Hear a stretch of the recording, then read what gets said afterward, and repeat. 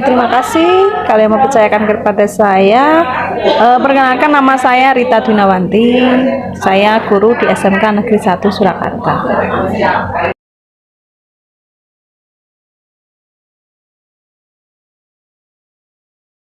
Wayang. Wayang adalah hasil dari cipta rasa manusia ya, yang berupa cerita dan diwejawantakan di dalam bentuk hasil gambar ya. Jadi kayak semacam itu sebenarnya kan awalnya dari cerita dulu, kemudian nanti dalam bentuk gambarnya akan berwujud penokohan tertentu yang muncul di cerita tersebut, begitu.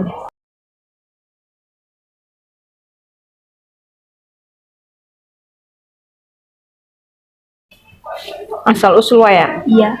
Wayang itu muncul di awal-awal masuknya agama Islam ke Indonesia. Jadi kalau kalian bertanya tentang asal usul wayang, itu kita akan kembali kepada cerita zaman sejarah masuknya agama Islam ke Indonesia.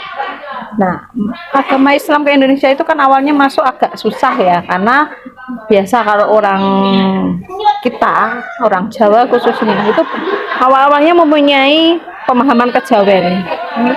Ya, kejawen itu semacam hampir mirip dengan Hindu, hampir mirip, tetapi sebenarnya kejawen agama sendiri. Nah, karena masuknya itu susah, sehingga wali waktu itu membuat cara-cara masuk ke Indonesia itu dengan cara kesenian yang ada di sini istilahnya kombinasi. Ya, salah satunya wayang itu. Karena di dalam wayang ada beberapa cerita-cerita yang memang muncul di dalam agama, sehingga munculnya atau lebih familiarnya ketika muncul agama itu. Tapi memang sebelumnya juga ada tentang kejawen yang ada, sehingga wayang-wayang yang dulu itu memang ada wayang kuno dan ada wayang modern seperti itu.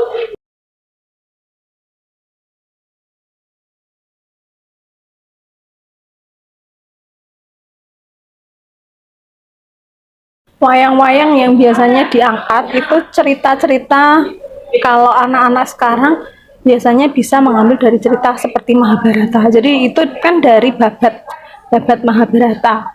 Terkadang juga menggunakan Ramayana, tapi cenderung untuk yang sering dipakai masyarakat saat ini ya dari babat Mahabharata. Jadi di sana cerita-ceritanya mengandung cerita tentang dewa-dewi, sebenarnya gitu. Ada Dewa Wisnu, kemudian ada misalnya ada Dewa Indra. Nah, itu dimunculkan cerita itu. Nah, lambat laun kalau di sini kan kita nanti ada namanya Petruk Gareng Semar Bagong Punokawan, itu juga muncul khususnya di Jawa akan muncul, ada Bagong, Semar, Petruk ya. Semar itu adalah bapaknya. Makanya kalau orang-orang kan kadang cenderung Semar, koyo Semar ya, karena bapaknya daripada Punokawan itu adalah Semar. Salah satu ceritanya ya ngambil dari cerita misalnya Panji Asmoro Bangun misalnya, atau misalnya bisa ngambil cerita juga dari babat munculnya suatu daerah yang di situ diyakini, misalnya munculnya Ngalengko. Nah, misalnya seperti itu, cerita-cerita yang diambil itu dari cerita babat Mahabharata kecenderungan.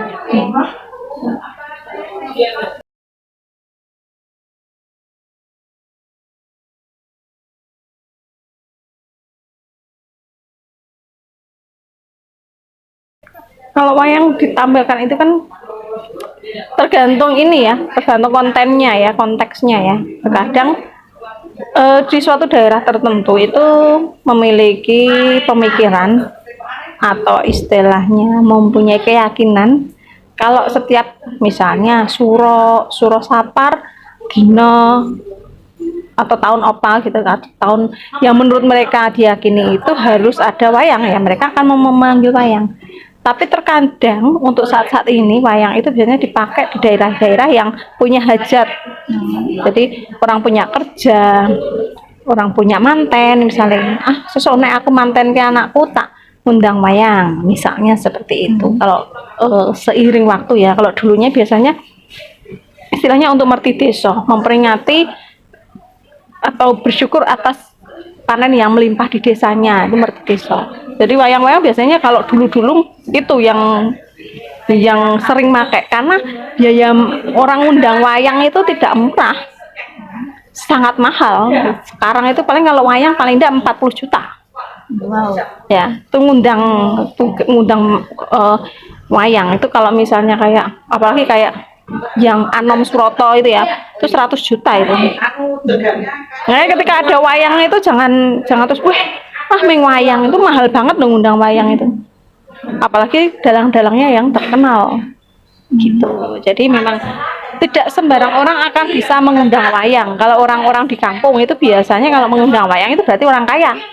Karena biayanya jelas mahal.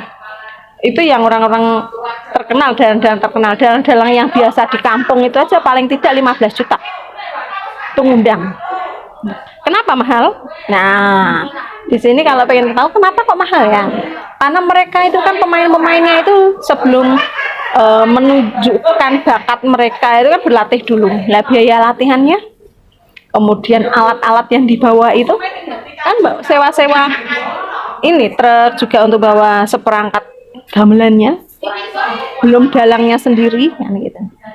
Kayak Anom Suroto itu tadi itu 100 juta itu mungkin malah baru anomnya, belum yang nanti ada biaya-biaya yang lainnya. Jadi memang mahal sekali. Makanya kalau ada wayang yuk ditonton, karena memang mahal.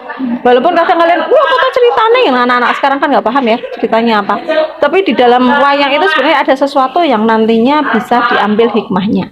Kalau orang yang sering nonton wayang, bahasa Jawanya apik alus, karena dia tahu oh ini ceritanya, ini bahasa Jawanya gini.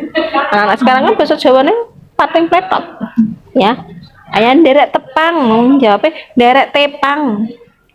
Pengalaman kemarin kelas kalian ya, derek tepang, tak tepang nih, tepang padahal tendang, padahal kudu derek tepang.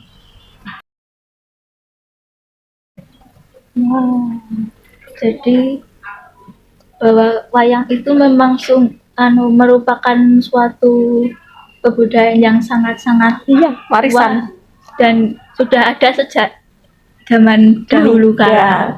Ya sejak paling enggak sebelum Indonesia merdeka saja sebenarnya sudah ada wayang itu, karena memang itu adalah salah satu kesenian yang langgeng, misalnya kesenian lama, yaitu tadi banyak yang masih suka sampai sekarang, walaupun cuma seberapa, tapi biayanya untuk pengadaan ya mahal memang. Ya, kalau sekarang lebih mending undang Blackpink gitu kan ya, daripada undang wayang. Padahal biayanya sebenarnya hampir mirip ya. Tapi kan anak-anak sukanya Blackpink daripada undang wayang. Apalagi cuma sopo sih Anom Suroto, sopo ki mantep, nah, kan nggak tahu kan kalian. Padahal ya mereka itu adalah tokoh-tokoh pewayangan. Kadang kalau di desa, di kampung itu mitos-mitos itu kalau ngundang dalang ini ya mereka nanti akan sukses. Dan seperti itu juga masih ada mitos-mitos di daerah kampung-kampung, daerah desa-desa, daerah yang pelosok-pelosok ya, seperti itu. Mereka masih istilahnya mewariskan budaya itu ke anak cucu kalau di daerah ya. Tapi kalau di kota kan karena memang jarang orang manggil, itu tadi alasannya kenapa? Mahal. Mending undang Happy ya, Happy Asmaraja, ngundangnya kan lebih murah, terus joget kabeh kan gitu, wayang turu kabeh kan gitu, memang jarang diundang. Padahal sebenarnya bagus, lebih ada edukasinya di dalam ceritanya, kan ada edukasinya. Tapi kalau kayak lagu-lagu sekarang dan dangdut yang apalagi dangdut yang sudah menyebar aurat itu kan malah nggak ada edukasinya, menuju ke sesuatu yang nafsu saja, iya kan? Nah hati-hati tuh.